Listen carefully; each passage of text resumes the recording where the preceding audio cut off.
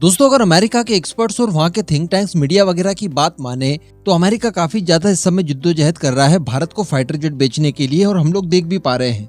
लेकिन भारत चूंकि खरीदने में बिल्कुल भी इंटरेस्टेड नहीं दिखाई दे रहा है। इसके पीछे वो सबसे बड़ा जिम्मेदार मानते हैं खुद अमेरिका की पॉलिसीज को, और दूसरी बात कि भारत के जो इंडिजिनस प्रोजेक्ट हैं वो काफी जल्द अब कंप्लीट होने ही वाले हैं, जिसके बाद भारत को ज्यादा महंगे और कई सारे शर्तों के साथ बेचे जाने वाले अमेरिकन फाइटर्स की अनिवार्यता नहीं पड़ेगी। इसके विपरीत अगर भारत की बात की जाए तो भारतीय वायुसेना हो या फिर नौसेना हो, वो किसी भी तरह के अमेरिकन फाइटर्स को इस्तेमाल करने के लिए बिल्कुल भी अनुभव अपने पास नहीं रखती। अगर भारत की किसी भी फोर्स के लिए मान लीजिए आज की तारीख में हम कोई भी फाइटर खरीदते हैं तो ये अपने आप में बिल्कुल अलग हथियार होगा। इसके अंदर इस्तेमाल किए जाने वाला वेपन पैकेज हो, इसका एवियोनिक्स हो या फिर इसकी जो फ्लाइट वगैरह हो, इन सारी चीजों में बिल्कुल ही डिफरेंस देखने के लिए मिलेगा। अभी तक की अगर बात की जाए तो भारत की फोर्सेस ने केवल रशियन और फ्रांसीसी इन दो ही ओरिजिन के फाइटर जेट्स उड़ाए हैं। अब किसी भी फोर्स के लिए इतना ज्यादा आसान भी नहीं होता किसी नए फाइटर्स को लेकर उसके ऊपर महारत हासिल करने को लेकर। और अगर स्पेशली भारत की बात की जाए तो वैसे ही हमारी रिक्वायरमेंट्स बहुत बड़ी है। उस रिक्वायरमेंट में से भी हम लोग काफी कम करके ही फाइटर्स खरीद रहे हैं। तो अगर किसी तरह की कोई प्रॉब्लम आती है तो ये भारत के लिए काफी ज्यादा प्रॉब्लम वाली बात हो जाती है। इन सब चीजों को देखते हुए भारतीय फोर्सेस अमेरिकन फाइटर्स में ज्यादा इंटरेस्ट नहीं दिखाती।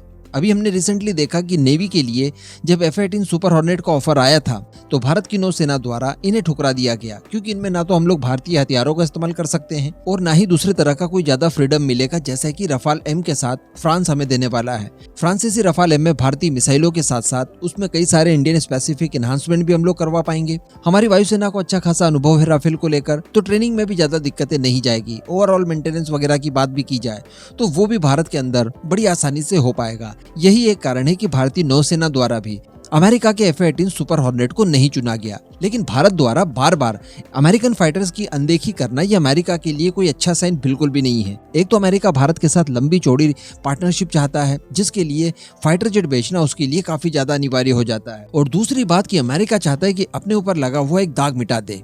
अब इन सब चीजों को देखते हुए F-16 भारत को ऑफर कर दिया गया है, और इसके लिए मानिए कि अमेरिका ने पूरी पहल करनी शुरू कर दी है कि भारत बिल्कुल अब 114 की संख्या में F-16 खरीद ही लेगा।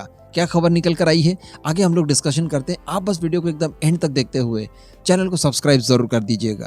तो हम सभी जानते हैं कि 2019 में जब भारत और पाकिस्तान की वायुसेनाओं के बीच में आपस में टकरार हुई थी, उस समय भारत के एक पुराने MiG-21 ने पाकिस्तान द्वारा ऑपरेट किए जा रहे एक F-16 को मार गिराया था, और ये अपने आप में बहुत बड़ी खबर थी। उस समय बताया जाता था कि लॉकहीड मार्टिन, जो कि F-16 की डेवलपर मैन्युफैक्चरर है, उसके शेयर्स में भी खासी गिरावट आई थी और अमेरिकन फाइटर्स को लेकर एक अलग सा माहौल बनने लगा था। दुनिया ने ये मानना शुरू कर दिया था उसके बाद कि टेक्नोलॉजी इतनी ज्यादा इंपॉर्टेंट भी नहीं होती, आपके पायलट्स के अंदर अच्छी स्किल होनी चाहिए। वो तो प्लस पॉइंट वाली बात लॉकहीड मार्टिन के पास ये रही कि लॉकहीड मार्टिन F-35 वाला प्रोजेक्ट चला रही थी, जिसके बूते उसने अपने आप को संभाल लिया। अगर F-35 जैसा कोई प्रोजेक्ट उस समय लॉकहीड मार्टिन के पास नहीं होता तो यकीन मानिए इस कंपनी की हालत खराब हो जाती।